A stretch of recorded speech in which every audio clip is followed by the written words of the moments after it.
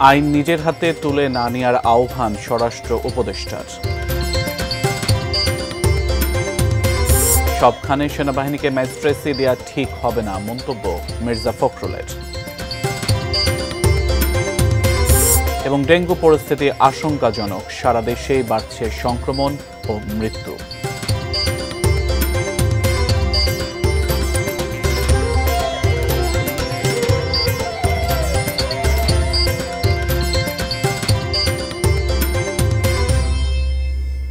এটি নিউজ দেখছেন, আমন্ত্রণ জানাচ্ছি দেশের খবরে। আজ আপনাদের সাথে আছি আমি সিয়াম রেজওয়ান। এতক্ষণ সংবাদ শিরোনামগুলো শুনছিলেন, বিস্তারিত। মব জাস্টিস প্রতিরোধে আইন নিজের হাতে তুলে না নেওয়ার আহ্বান জানিয়েছেন স্বরাষ্ট্র উপদেষ্টা অবসরপ্রাপ্ত লেফটেন্যান্ট জেনারেল জাহাঙ্গীর আলম চৌধুরী। প্রকৃত দোষী হলেও তাদের আইনের কাছে সোপর্দ করার আহ্বানও জানান তিনি। সকালে ডিএমপি সদর দপ্তরে একাধিক মব জাস্টিসের ঘটনার পরিপ্রেক্ষিতে করা প্রশ্নের জবাবে এ আহ্বান জানান স্বরাষ্ট্র উপদেষ্টা।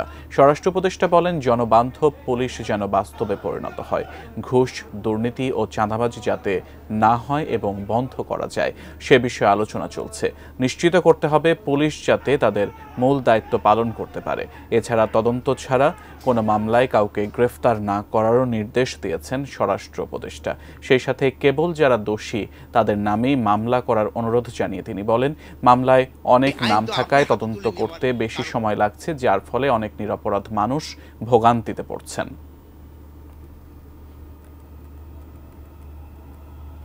আইন তো আপনার হাতে তুলে নেওয়ার কারো কিন্তু অধিকার নেই, আইনের হাতে তাকে সোপর্দ করতে হবে। এটার ক্ষেত্রে আপনারাও একটু আমাদের সাথে কাজ করতে পারেন, জনসচেতনতা বৃদ্ধি করতে হবে, যেটা ইনোসেন্ট লোক যেন কোনো অবস্থায় কোনো হেনস্থা না হয়। দেশের সব জায়গায় সেনাবাহিনীকে ম্যাজিস্ট্রেসি ক্ষমতা দেয়া ঠিক হবে না বলে মন্তব্য করেছেন বিএনপির মহাসচিব মির্জা ফখরুল ইসলাম আলমগীর। সকালে ঠাকুরগাঁও প্রেস ক্লাবে জেলা বিএনপি আয়োজিত বৈষম্য বিরোধী ছাত্র আন্দোলনের শহীদ পরিবার এবং আহতদের সঙ্গে সাক্ষাৎ ও অর্থ সহায়তা প্রদান অনুষ্ঠানে তিনি একথা বলেন।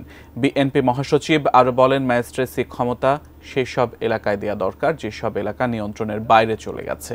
যেসব এলাকা শান্তিপূর্ণ রয়েছে ও রাজনৈতিক নেতারা নিয়ন্ত্রণ করছেন সেখানে ম্যাজিস্ট্রেসি ক্ষমতা দিয়ে নতুন সমস্যা সৃষ্টি করা বুদ্ধিমানের কাজ হবে না।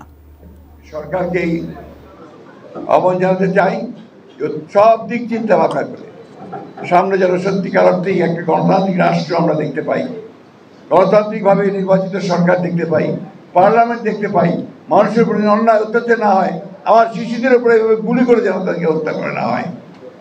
শুধুমাত্র ক্ষমতায় থাকার জন্য সেই বিষয়গুলো নিশ্চিত করার জন্য যার যার সঙ্গে কথা বলা দরকার, ব্যবস্থা দরকার, তারা সেই ব্যবস্থাগুলো নেবে।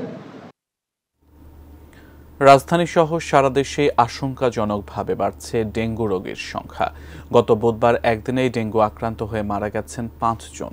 রাজধানী ছাড়াও সাভার, ময়মনসিংহ, মোংলায় বেড়েছে এ রোগের প্রকোপ। তবে পরিস্থিতি কিছুটা স্বাভাবিক বাগেরহাট, বরিশালের দিকে। আমাদের প্রতিনিধিদের পাঠানো তথ্য ছবিতে বিস্তারিত দেখুন ডেস্ক রিপোর্টে। শিল্পাঞ্চল সাভারের আশুলিয়ায় বেড়েছে ডেঙ্গুর প্রকোপ। মশা নিধনে তেমন কোনো কার্যক্রম না থাকায় ডেঙ্গু ছড়িয়ে পড়ছে শহরতলি থেকে গ্রামাঞ্চলেও। হাসপাতালে বাড়ছে নতুন রোগীর সংখ্যা। এবছর ফেব্রুয়ারিতেই স্বাস্থ্য বিভাগ ডেঙ্গু নিয়ে সতর্কতা দিলেও তা আমলে নেয়নি সাভার পৌরসভা।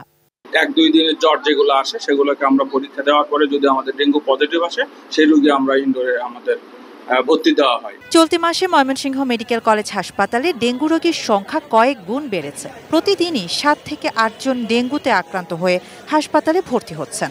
হাসপাতালে আসার পরে দেখলাম রোগীর অত্যন্ত চাপ, যথেষ্ট সুবিধা আমরা এখানে পাচ্ছি এত রোগীর চাপ থাকার পরেও। রংপুর মেডিকেল কলেজ হাসপাতালে ডেঙ্গু রোগীদের জন্য আলাদা কোনো ওয়ার্ড নেই। সাধারণ রোগীদের সঙ্গেই রাখা হচ্ছে ডেঙ্গু আক্রান্তদের। এতে অন্য রোগীদের মাঝে ডেঙ্গু ছড়িয়ে পড়ার শঙ্কা দেখা দিয়েছে। পরিস্থিতি কিছুটা স্বাভাবিক বাগেরহাটে। হাসপাতালে ভর্তি ডেঙ্গু রোগীদের মধ্যে বেশিরভাগই ছাড়পত্র নিয়ে বাড়ি ফিরে গেছেন। তবে মোংলার পরিস্থিতি জেলা শহর থেকে ভিন্ন। প্রতিদিনই উপজেলা স্বাস্থ্য কমপ্লেক্সে 2 থেকে 3 জন রোগী ভর্তি হচ্ছেন। সার্বিকভাবে ডেঙ্গু রোগীদের জন্য আলাদা ওয়ার্ড সহ সকল ধরনের প্রস্তুতি নেওয়া হয়েছে। বরিশালেও স্বাভাবিক ডেঙ্গু পরিস্থিতি, কমে আসছে রোগীর সংখ্যা।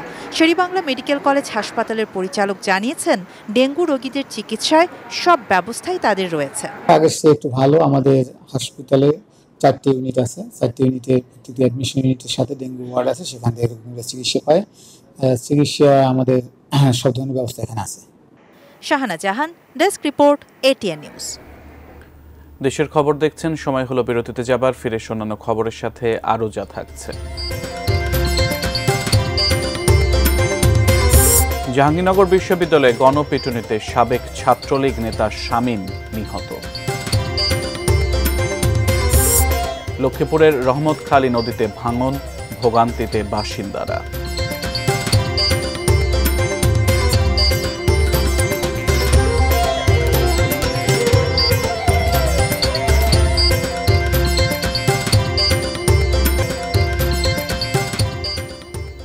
বিরতির পর আমন্ত্রণ, আপনারা দেশের খবর দেখছেন।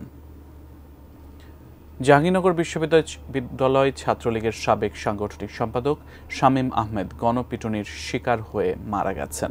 বুধবার রাতে হাসপাতালে চিকিৎসাধীন অবস্থায় তার মৃত্যু হয়। জানা যায়, বুধবার সন্ধ্যায় শামীমকে বিশ্ববিদ্যালয়ের প্রান্তিক গেট এলাকায় দেখতে পান কয়েকজন শিক্ষার্থী। এ সময় কয়েকজন তাকে মারধর করে প্রক্টর অফিসে নিয়ে যায়। পরে প্রক্টোরিয়াল বডি তাকে পুলিশের কাছে সোপর্দ করে। গুরুতর আহত অবস্থায় তাকে সাভার গণস্বাস্থ্য হাসপাতালে ভর্তি করা হলে সেখানেই মৃত্যু হয় তার। নিহত শামীম বিশ্ববিদ্যালয়ের ৩৯তম ব্যাচের শিক্ষার্থী। গত ১৫ জুলাই রাতে উপাচার্যের বাসভবনে শিক্ষার্থীদের ওপর হামলার অভিযোগ ছিল তার বিরুদ্ধে। লক্ষ্মীপুরে বন্যার পানি নামতে শুরু করেছে।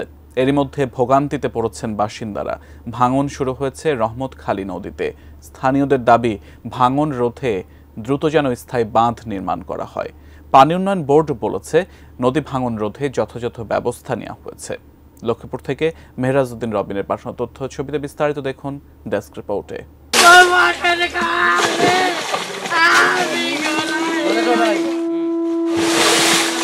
চোখের সামনেই রূপবানু দেখছেন, মৃত স্বামীর ভিটা বিলীন হয়ে যাচ্ছে। তার কান্নায় ভারী চারপাশ। রূপবানুর মতো নদী ভাঙনে রহমতখালী নদীর পাড়ের শত শত মানুষ হারাচ্ছে ফসলি জমি, ঘরবাড়ি, দোকানপাট সহ শেষ সম্বলটুকুও। জেলার রহমতখালী খালের প্রায় 10টি গুরুত্বপূর্ণ স্থানে নদী ভাঙন দেখা দিয়েছে। পার্শ্ববর্তী জেলার বন্যার পানি রহমতখালী ও ওয়াবদা খাল দিয়ে নামছে মেঘনায়।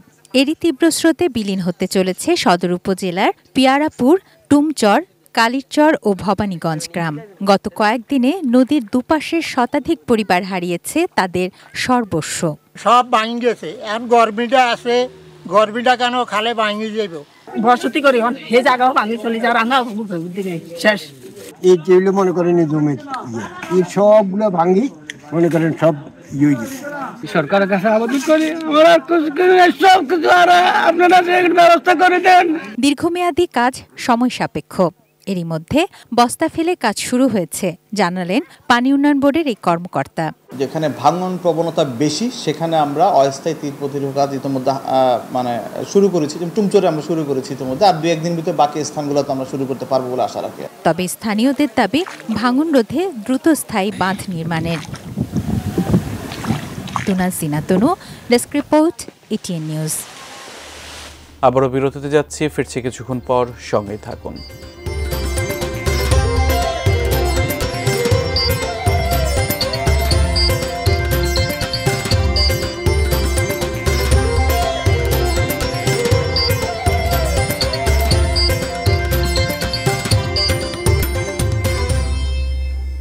আবারও আমন্ত্রণ, দেশের খবর দেখছেন। খাগড়াছড়িতে বন্যায় ক্ষতিগ্রস্ত মানুষের জন্য 1 টাকায় বাজারের আয়োজন করেছে সেনাবাহিনী ও বিদ্যানন্দ ফাউন্ডেশন। সকালে লক্ষ্মীছড়ি সেনা জোনের এলাকা Bhujpur national school and college মাঠে এই বাজারের আয়োজন করা হয়। বাজারের উদ্বোধন করেন 24 আর্টিলারি ব্রিগেডের Guimara region commander brigadier general Raisul Islam. 1 টাকার এই বাজার থেকে চাল, ডাল, আটা, তেল, মাছ, মুরগি সহ ১৯ ধরনের পণ্য সংগ্রহ করেন ৫০০ পরিবার। এছাড়াও ৬০টি ক্ষতিগ্রস্ত পরিবারের মাঝে ঢেউটিন, সেলাই মেশিন, ছাগল, কৃষিপণ্য, সার ও বীজ বিতরণ সহ ৮ শতাধিক রোগীকে বিনামূল্যে চিকিৎসা সেবা ও ঔষধ দেওয়া হয়। অনুষ্ঠানে অন্যদের মধ্যে লক্ষ্মীছড়ি জোন অধিনায়ক lieutenant colonel Tajul Islam, zone উপ অধিনায়ক মেজর সরওয়ার জাহান, বিদ্যানন্দ ফাউন্ডেশনের বোর্ড সদস্য মোহাম্মদ জামাল উদ্দিন সহ সামরিক পদস্থ কর্মকর্তারা উপস্থিত ছিলেন। বিশ্বের অন্যতম ব্র্যান্ড কনকা, গ্রি ও হাইকো ইলেকট্রনিক্স ও হোম অ্যাপ্লায়েন্স পণ্যে নতুন একটি বিক্রয় কেন্দ্র চালু হয়েছে বন্দরনগরী চট্টগ্রামে। সকালে নগরীর চকবাজার কাপাসগৌলা সড়কে ইলেকট্রোমার্ট বাংলাদেশের চেয়ারম্যান মোহাম্মদ নুরুন নেওয়াজ এই বিক্রয় কেন্দ্রের উদ্বোধন করেন। এই সময় গ্রুপের national sales manager Mohammad Julhas Hossain সহ বিভিন্ন শ্রেণী পেশার মানুষ উপস্থিত ছিলেন। নিরবিচ্ছিন্ন সেবা দেওয়ার জন্য প্রতিটি অঞ্চলে ডিসপ্লে সেন্টার সহ নানা কার্যক্রম চলমান রয়েছে বলেও জানান কর্মকর্তারা। দেশের ইলেকট্রনিক্স ও হোম অ্যাপ্লায়েন্স পণ্যের চাহিদার 10% সরবরাহ করছে কনকা, গ্রি ও হাইকো, দাবি প্রতিষ্ঠানটির কর্মকর্তাদের।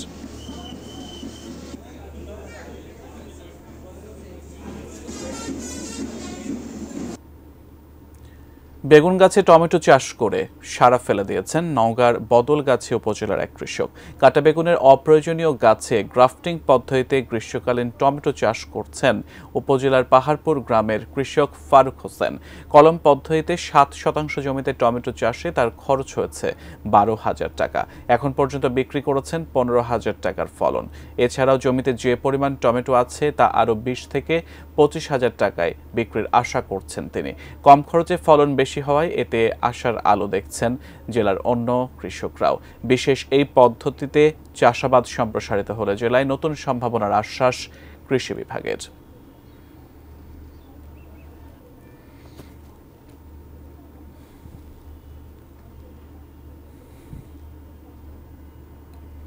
শেষ করব দেশের খবর, তবে তার আগে এক নজরে সংবাদ শিরোনামগুলো জানিয়ে দেব আরেকবার।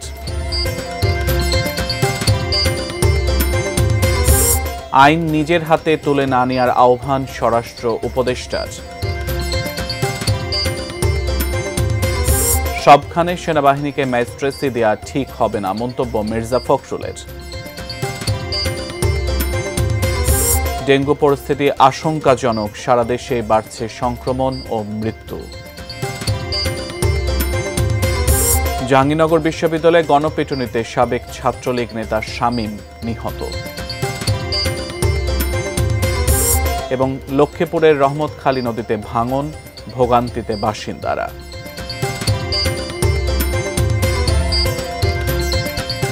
দেশের খবর ছিল এ পর্যন্ত। এতক্ষণ সাথে থাকার জন্য ধন্যবাদ সবাইকে।